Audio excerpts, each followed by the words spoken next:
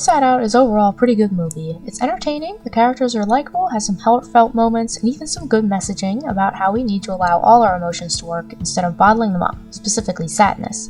However, there is an underlying theme which I don't like. Instead of each human being an individual, the movie kind of paints them as some kind of robotic machine who is simply controlled by their emotions. So before I go deeper into this, I'll give a tiny bit of background in case you need a memory refresher. So Inside Out focuses on 5 emotions inside a human girl named Riley: joy, sadness, anger, disgust, and fear. And basically, they run everything inside Riley from a control panel in her brain. It just follows them trying to figure out how to pilot Riley. As her family moves, she goes to a new school, and they eventually cause her to have a breakdown and try to run away, so on and so forth. And even in this brief overview I just gave, there is the main umbrage I have with the film. While yes, it is a creative idea and I did find the film enjoyable, I can't help but feel the movie missed some critical points. The emotions literally just run Riley's mind, and Riley has no thoughts, ideas, or agency of her own.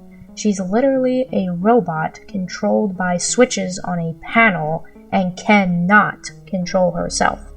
I don't believe this is a good view on emotions. As an individual, we always have the ability to control how we will interact with others around us and what we say and do. And though sometimes it can feel as if we don't have a choice and emotions simply take over, there always is one. To be clear, we cannot control our immediate emotional reaction. However, we can take this emotion and choose to allow it to take over, or we can pull it back and let our minds take over and put our emotions on a kind of leash. Think of it this way. The brain and the emotions, which we'll refer to as the heart, are a team, and the brain is the one who takes the lead.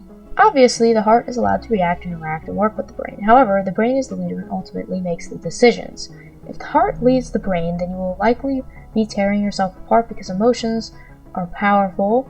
They are important, they are very powerful, but they're not reliable. In other words, you can't let them run your life or you will be exhausted, overextended, and easily fooled into things.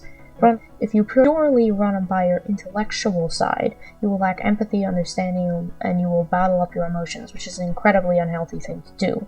This is why it's so important to control your emotions while simultaneously allowing them to have input in your life. It's all about balance.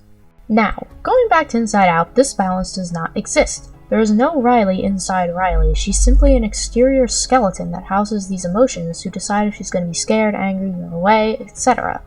The movie does not mention some kind of a superior being, which would be Riley, who gets to make the ultimate decisions or chooses to let the emotions take over. They're just in charge by default. Which makes sense to a degree because it's very easy to just let our emotions take control, especially since Riley is only a child. However, it's not that Riley is choosing to let them be in charge, it's that she doesn't have a choice. And we see this in the parents' head as well. This is why I think the movie missed a critical point in the discussion of emotions.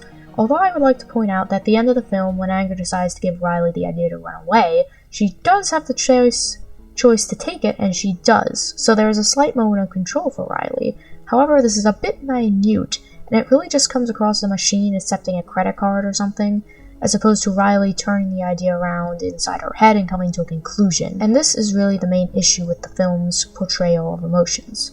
Just like in the movie, emotions are involuntary, as are thoughts frequently. However, unlike the film, we are capable of choosing what to do with these emotions, or thoughts.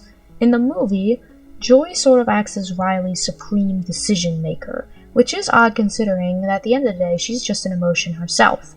While some people do let their emotions take over their brain, so to speak, this is because they chose to and they did not choose to take control.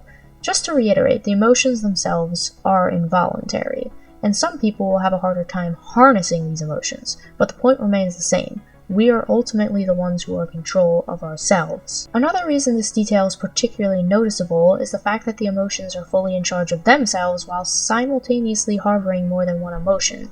Joy gets sad, annoyed, angry. Sadness is occasionally sort of happy. She gets worried. Fear isn't always afraid. And as far as we know, they don't have a control panel in their heads, which means that they are fully sentient beings with rounded personalities and, most importantly, agency, while humans in this world do not seem to be. The bottom line is, at the end of the film, the lesson is that the emotions have to learn to work together and sort each other out, when it really should be Riley learning how to cope with her emotions and trying to control them while also allowing herself to express them in a healthy way.